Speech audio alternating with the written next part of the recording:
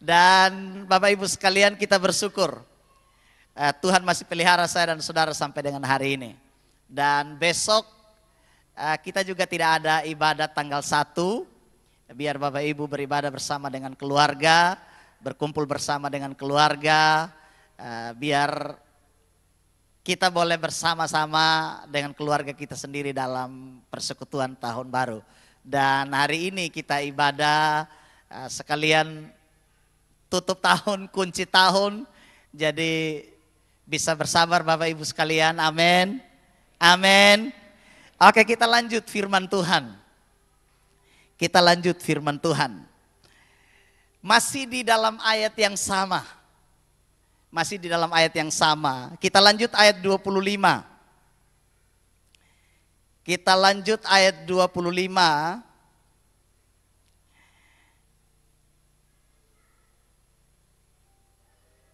Hingga ayat yang ke-33. Lukas pasal yang kedua tadi, kita lanjut dari ayat 25 hingga ayat yang ke-33. Adalah di Yerusalem seorang bernama Simeon. Ia seorang yang benar dan saleh yang menantikan penghiburan bagi Israel. Roh Kudus ada di atasnya. Bapak Ibu baca ayat 26.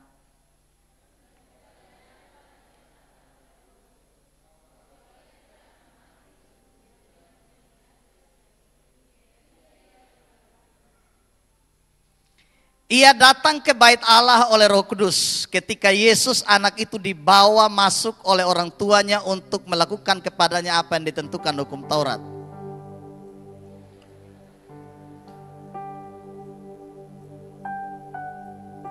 Sekarang Tuhan, biarkanlah hamba-Mu ini pergi dalam damai sejahtera sesuai dengan firman-Mu.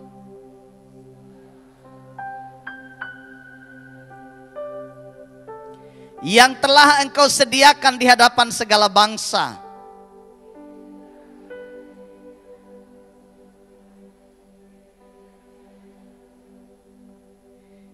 Dan bapa serta ibunya amat heran akan segala apa yang dikatakan tentang dia. Amin buat pembacaan firman Tuhan. Bapak Ibu saudara-saudari sekalian yang dikasihi oleh Tuhan. Setelah Yesus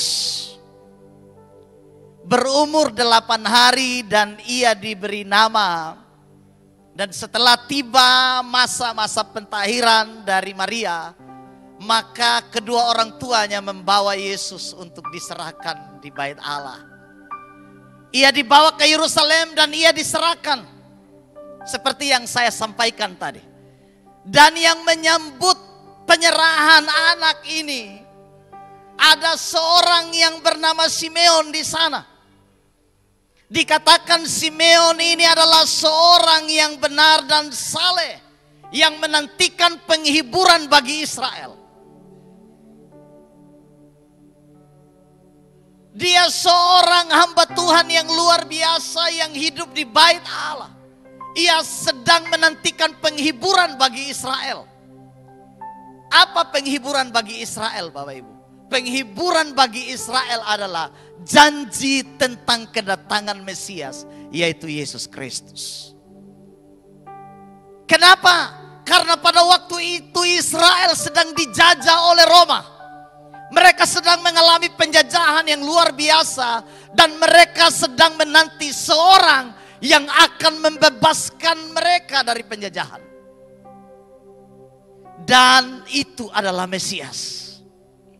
Bapak Ibu saudara sekalian yang dikasihi oleh Tuhan. Mereka mengharapkan janji tentang Mesias. Israel menunggu kedatangan seorang Mesias. Tetapi apa yang disampaikan oleh Simeon di sini tentang Mesias bukan hanya sekedar seorang Mesias biasa. Bukan Mesias yang akan membawa pembebasan Israel dari penjajahan Roma, bukan.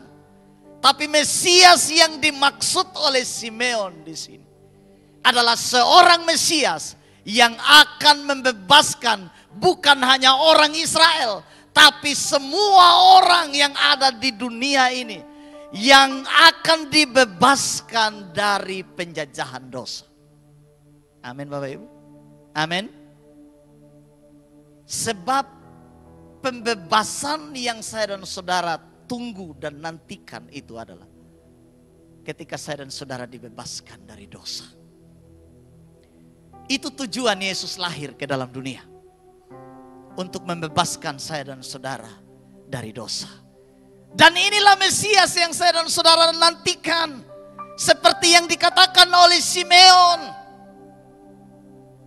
Tuhan sudah menubuatkan dan menyampaikan melalui pesan Roh Kudus kepada Simeon. Bahwa seorang Mesias akan datang. Kau tidak akan mati sebelum engkau bertemu dengan Mesias. Kata Roh Kudus kepada Simeon. Itu sebabnya di sini Bapak Ibu. Ketika Yesus dibawa masuk ke bait Allah oleh orang tuanya. Di sini dikatakan. Ia menyambut anak itu dan menatangnya sambil memuji Allah. Ini yang dilakukan oleh Simeon. Ia menyambut Yesus. Kemudian mengangkatnya karena masih bayi. Mengangkatnya dan kemudian ia memuliakan Allah. Ini yang dilakukan oleh Simeon. Ia menyambut Yesus. Bagaimana dengan saya dan saudara? Mungkin tindakan biasa. Simeon menyambut Yesus dan mengangkatnya. Ini tindakan fisik biasa. Tapi bagi saya dan saudara harusnya memiliki makna yang luar biasa. Bahwa istilah menyambut di sini bukan hanya sekedar kita menerimanya. Tapi benar-benar kita memahami dengan benar kehadiran Kristus dalam kehidupan saya dan saudara di hari Natal. Bukan kita hanya sekedar menyambutnya. Tapi kita benar-benar menerima dia sebagai Tuhan dan Juru Selamat dalam hidup kita. Yang akan membebaskan kita dari semua pergumulan kehidupan ini. Itu yang paling penting. Makanya di sini Bapak Ibu sekalian. Simeon menyambut anak itu. Dan menatangnya sambil memuji Allah. Karena ia telah bertemu dengan apa yang disampaikan Roh Kudus kepadanya. Ia telah bertemu dengan Sang Mesias itu. Membuat Simeon memuji Allah ketika berjumpa dengan Yesus. Simeon memiliki hati yang luar biasa. Ketika ia menyambut Yesus, berjumpa dengan Yesus, ada pujian yang lahir dari hidupnya. Bagaimana dengan saya dan saudara? Adakah hidup kita, hati kita memiliki pujian yang luar biasa bagi Tuhan seperti Simeon? Ia memuji Allah. Ia memuji Allah. Dan kemudian ia ungkapkan kata-kata yang luar biasa. Bapak Ibu perhatikan kata-kata Simeon. Dia bilang begini, sekarang Tuhan, biarkan hambamu ini pergi dalam damai sejahteramu sesuai dengan firman. Simeon berani taruhan kehidupannya di sini. Dia bilang biarkan saya mati.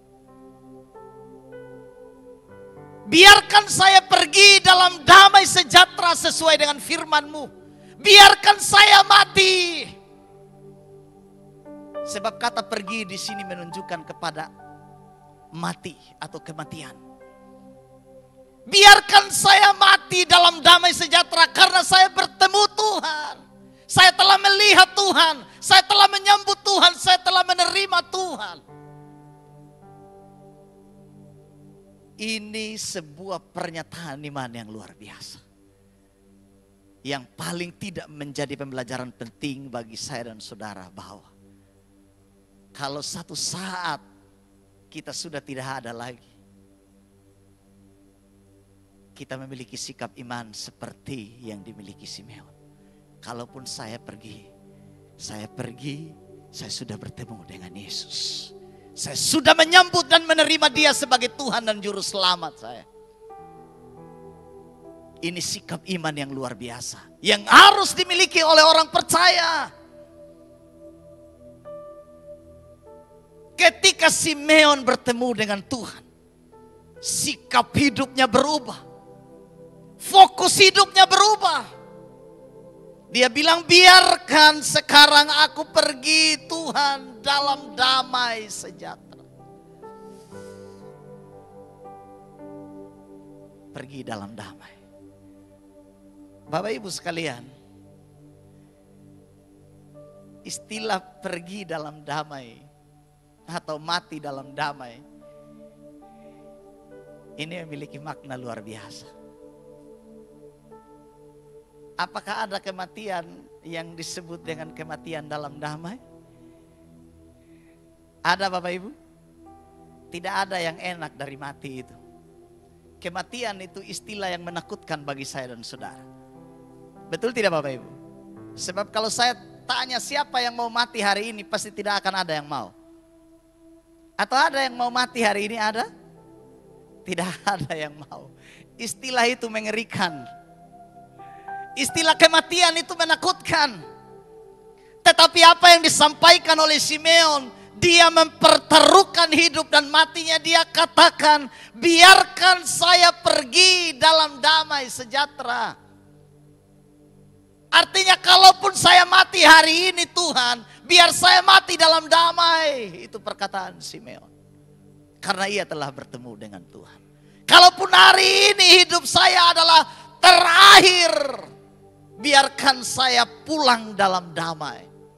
Karena ia telah bertemu Tuhan. Sebab Simeon telah menemukan damai yang sesungguhnya hanya ada di dalam Yesus. Amin. Makanya ada pujian kita berkata, kalaku cari damai, hanya ku dapat dalam Yesus. Kalaku cari ketenangan, hanya ku temui di dalam Yesus. Itu Bapak Ibu sekalian. Kalau kita cari damai, kita hanya temukan dalam Yesus. Nanti sebentar Ibu Rudi Kabunan akan menyanyikan lagu Sumba untuk kita. Kalau ku cari damai. Ya Ibu ya. Luar biasa. Simeon telah bertemu dengan damai itu. Sehingga ia berani mempertaruhkan seluruh hidupnya. Biar saya pulang dalam damai. Sesuai dengan firman-Mu. Iya. Ini Simeon mau pulang ke sorga. Mungkin saya dan saudara bukan pulang ke sorga tapi pulang ke rumah. Tapi pun harus pulang dalam damai. Amin.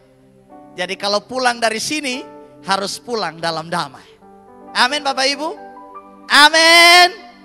Pulang dari sini harus pulang dalam damai sejahtera. Ya, saya terjemahkan lebih sederhana mungkin perkataan Simeon. Pulang itu. Memang arti yang pasti itu dia pulang ke sorga. Tapi mungkin saya terjemahkan lebih sederhana. Bapak Ibu pulang dari sini, pulang ke rumah, pulang dalam damai. Amin. Iya. Bukan beristirahat dalam damai ya. Rest in peace. Begitu ya, rip. Bukan. Bukan beristirahat dalam damai. Tapi pulang dalam damai. Pulang dari sini. Pulang dalam damai sejahtera. Sebab kadang-kadang Bapak Ibu sekalian. Ada-ada saja keinginan setan yang membuat saya dan saudara tidak bisa damai di tahun baru ini. Betul tidak Bapak Ibu?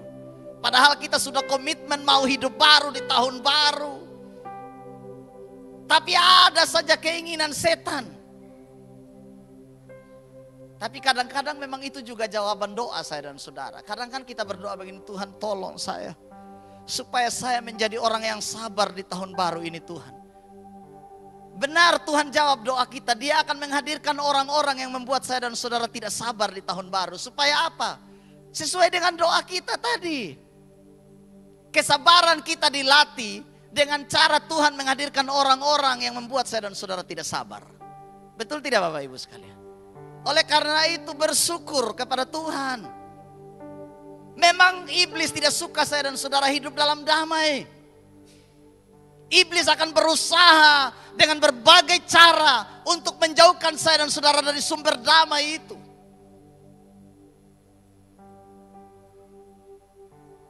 Damai itu tidak terletak pada harta kekayaan. Ingat itu Bapak Ibu sekalian. Damai itu tidak terletak pada jabatan. Damai itu tidak terletak pada kedudukan, kekuasaan, dan lain sebagainya. Damai itu hanya ada di dalam Yesus Tuhan.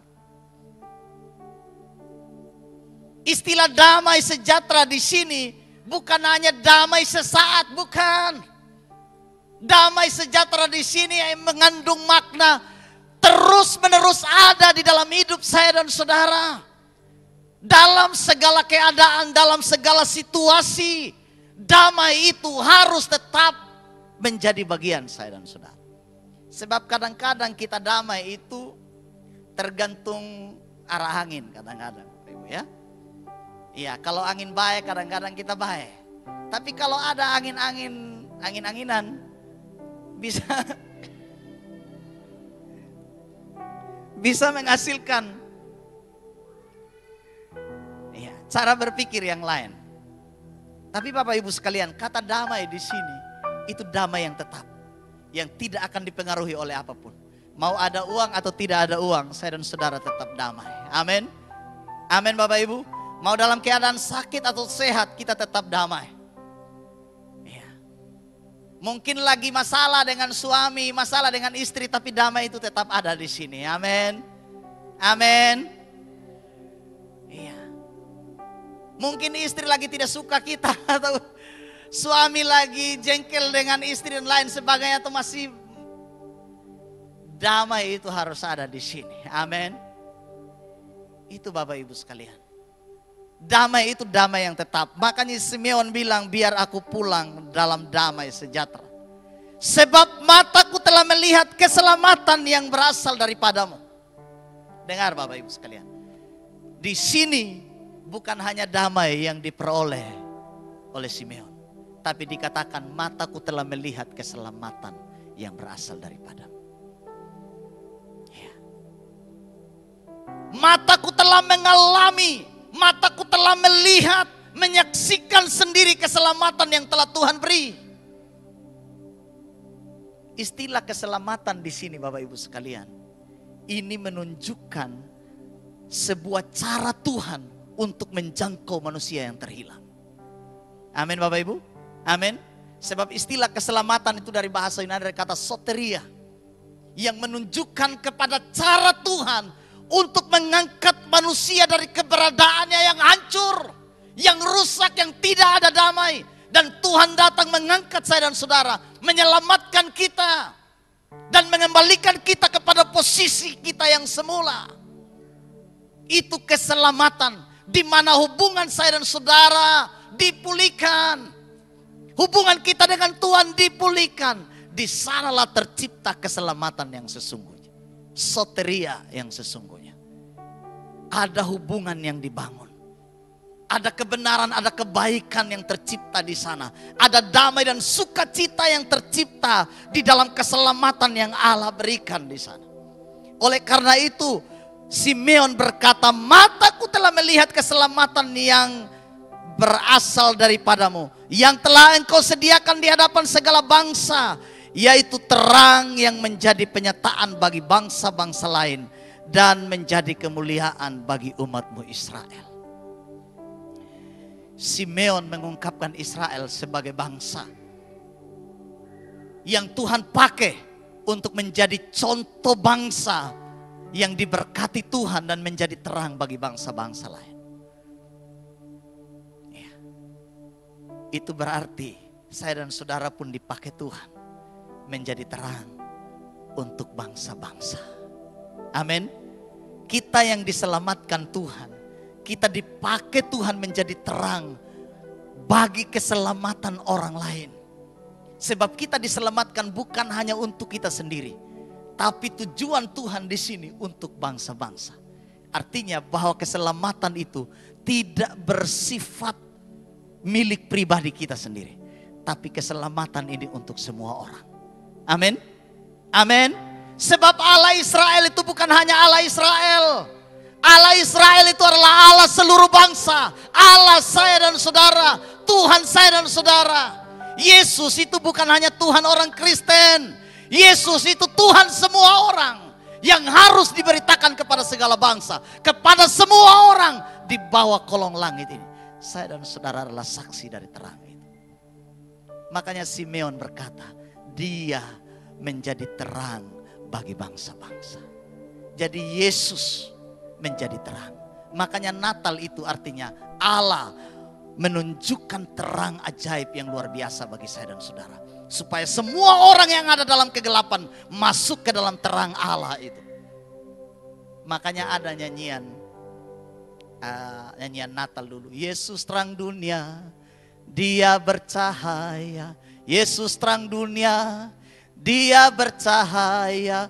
Yesus terang dunia, dia bercahaya. Bercahaya di dalam dunia yang gelap. Yesus terang dunia, bercahaya di dalam dunia yang gelap, supaya semua orang yang hidup dalam kegelapan melihat terang yang ajaib itu, dan kita berada dalam terang. Amin. Makanya saya dan saudara ini adalah anak-anak terang yang menjadi saksi Tuhan bagi semua orang. Di hari Natal ini, di tahun baru ini, kita harus menjadi terang, menjadi saksi Tuhan untuk semua orang. Amin Bapak Ibu. Amin. Supaya saya dan saudara pulang dari sini, kita pulang dalam damai sejahtera seperti Simeon katakan. Bapak Ibu siap pulang? Siap pulang? Ada yang bilang belum. Siap pulang Bapak Ibu? Bapak Pendeta, saya masih muda ini, masih urus anak ini. Ini saya masih tunggu kenaikan pangkat ini. Masih ada usaha yang belum selesai, saya belum mau Pak Pendeta. Bapak Ibu sekalian, kalaupun kita pulang dalam damai. Amin. Karena kita telah memiliki keselamatan yang berasal dari Tuhan. Kita punya damai, kita punya sukacita yang luar biasa. Itu jaminan saya dan saudara. Jauh lebih dari apa yang ada dalam dunia ini.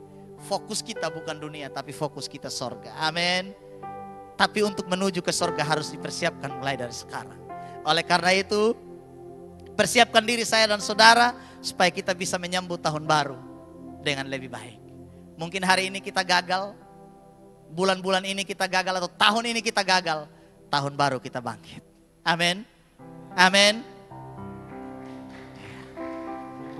Kita harus jadi pemenang di tahun yang baru. Bapak Ibu jangan takut gagal. Kegagalan itu langkah awal. Saya dan saudara harus bangkit. Kegagalan yang sesungguhnya bukan di saat saya dan saudara jatuh, bukan. Kegagalan yang sesungguhnya di saat saya dan saudara jatuh dan tidak mau bangkit, itu kegagalan. Tapi ketika saya dan saudara jatuh dan kita bangkit, maka kita keluar menjadi pemenang. Seperti firman Tuhan katakan. Oleh sebab itu Bapak Ibu sekalian, mari perbaiki kita, perbaiki hidup kita di tahun ini. Ini akhir tahun. Supaya masuk tahun baru, semuanya jadi baru. Hidup baru, hati baru, pikiran yang baru, manusia yang baru. Amin. Amin Bapak Ibu. Supaya kita menikmati damai yang sesungguhnya yang berasal daripada Tuhan. Saya undang pemimpin pujian singers. Kita tundukkan kepala kita. Kita naikkan pujian.